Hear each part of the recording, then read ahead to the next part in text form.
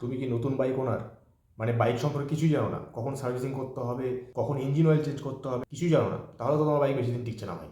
Bike ঠিকঠাক রেগুলারভাবে servicing না হলে বাইকের হেলথ খুব খারাপ হয়ে যাবে। আবার যদি ঘন ঘন সার্ভিস হয়ে যায় তাহলে তো পকেট শূন্য হয়ে যাবে। তাহলে এই ভিডিওটা তোমার জন্য, ভিডিওটা কিন্তু স্কিপ করবে না।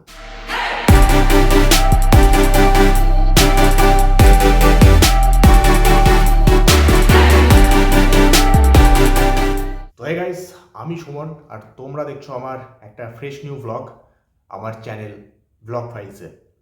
ইউটিউব থেকে দেখো বা ফেসবুক থেকে দেখো, যেখান থেকেই দেখো, কিন্তু তোমরা দেখছো ব্লগ ফাইলস। যারা আমার থেকে বড় অবশ্যই আমার প্রণাম নেবে, যারা আমার থেকে ছোট অবশ্যই আমার অগাধ ভালোবাসে, এবং যারা আমার সমবয়সী তাদেরকে বলছি জয় গুরু, এগিয়ে চলো, ফাটিয়ে চলো। ঠিক আছে, আজকের ভিডিওটা তাহলে স্টার্ট করা যাক। প্রথমে তোমাদেরকে বলে দিই, সানগ্লাস ভেবো না যে এরকম ঘরের মধ্যে বসে সানগ্লাস পরছি বলে আমি পাগল। অ্যাকচুয়ালি কি, আমি যদি সানগ্লাস খুলে কথা বলি, আমাকে তো স্ক্রিনের দিকে তাকিয়ে কথা বলতে হয়। এবার তোমরা ভাববে কি আমি ট্যারা আছি। এবার সানগ্লাস যদি পরে নিই তাহলে তোমরা আমার চোখটা দেখতে পাচ্ছ না, তো আমি আমার স্ক্রিনের দিকে তাকিয়ে আরাম করে বলতে পারবো যাতে আমার পোস্টারটা ঠিকঠাক আসছে কি না সেটা নজরে রাখতে পারবো। আর তোমরা ভাববে আমি তোমার দিকে তাকিয়ে কথা বলছি, এই জন্য জাস্ট এটা পড়া, তাছাড়া কিছু না। আমি একটু জেনুইন কথা বলতে ভালোবাসি, আর কোনো ভুল ইনফরমেশান আমি দিতে চাই না, যার জন্য খাতায় লেখা আছে, মাঝে মধ্যে করে একটু নকল করে নেবো, কিন্তু সঠিকটা বলবো। এইবার বাইকের হেলথ জানতে গেলে প্রথমে তো অ্যাপিয়ারেন্স দেখে বোঝা যায়। তো প্রথমে লুক অ্যারাউন্ড করে নাও, তোমার বাইকটা চারিদিক থেকে ভালো করে দেখে নাও।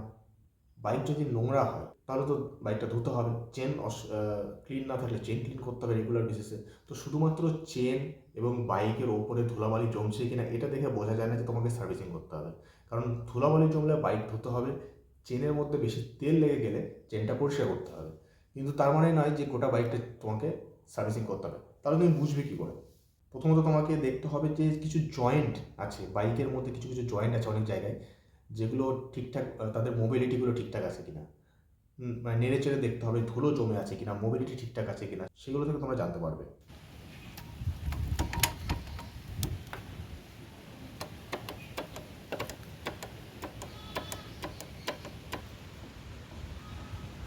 তারপরে তোমরা চাকাটাকে ঘুরিয়ে ঘুরিয়ে দেখবে সামনের পেছনের, যাতে এর ডিস্কের আওয়াজগুলো কেমন হচ্ছে, ডিস্কে কোনো আওয়াজ আসছে কিনা, বা ভেতরে কোনো বালি বা কিছু জমে গেছে কিনা, বা ডিস্কের ভেতরে যে যে জয়েন্টগুলো আছে যেখানে গ্রিস লাগানো থাকে সেগুলো ঠিকঠাক খেলছে কিনা, সেখানে আওয়াজ আসছে কিনা, সেটা দেখতে হবে।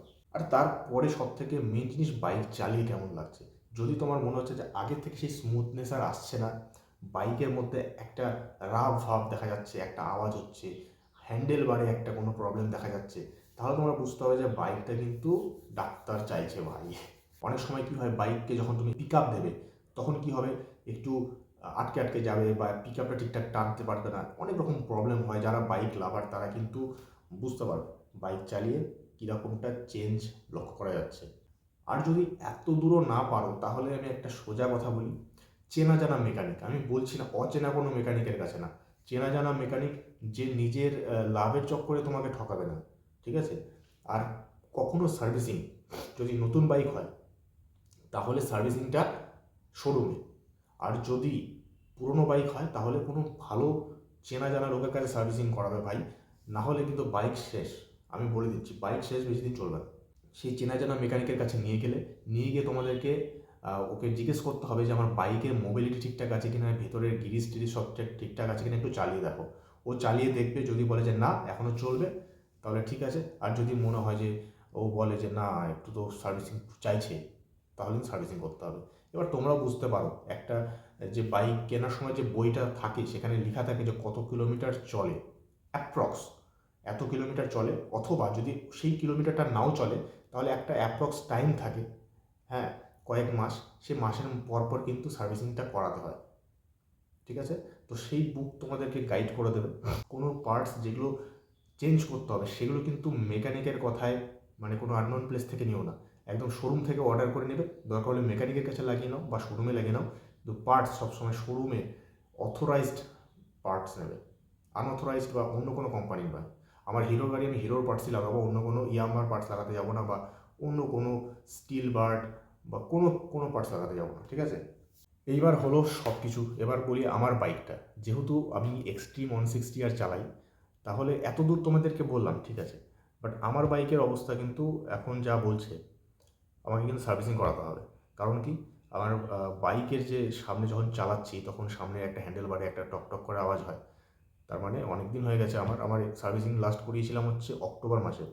তাহলে আমার দরকার আছে সার্ভিসিং, তো আমি সার্ভিসিং করাবো। সার্ভিসিং করানোর কয়েকটা হয়তো ক্লিপ তোমাদের সঙ্গে শেয়ার করবো নেক্সট ভিডিওতে, কিন্তু তোমাদের ডিটেলসে বলবো আমার কত নম্বর সার্ভিসিং হলো আর কি কি হলো, কি কি চেঞ্জ হলো। আমার যেমন আমার চেন সেটটা চেঞ্জ করতে হবে। তোমরা যারা আমার রেগুলার ভিউয়ার্স তারা জানো আমার চেন সেটটা খুব প্রবলেম দিচ্ছে, আর গাড়ি আমার 3.5 বছর হতে চললো, তো চেন সেটটা কিন্তু চেঞ্জ করতেই হবে। এবার সেটারও প্রাইস সব কিছু তোমাদের সঙ্গে শেয়ার করব। তার জন্য তোমরা কিন্তু আমার সঙ্গে জুড়ে থাকো। আর যারা যারা নতুন ওনার বাইক চালাচ্ছ তাদেরকে বলবো যে প্লিজ ঠিকঠাক টাইমে সার্ভিসিংটা করে নাও। আর এই ভিডিওটা আমার মনে হয় যে তোমাদেরকে হেল্প করবে কী করে বুঝতে যে কখন সার্ভিসিং করতে হবে। যদি হেল্প করে অবশ্যই লাইক করো ভিডিওটাকে, কমেন্টে বলো যে কেমন লাগছে বা ঠিকঠাক আমি হেল্প করতে পারলাম কি না, বা যদি এক্সট্রা কোনো টিপস হয় তাহলে আমার সঙ্গে শেয়ার করো। আমি সব কিছু জানি না, আমি বাইকের সম্পর্কে বেশি কিছু জানি না, তো তোমরা যদি জেনে থাকো অবশ্যই আমাকে কমেন্টে জানাও।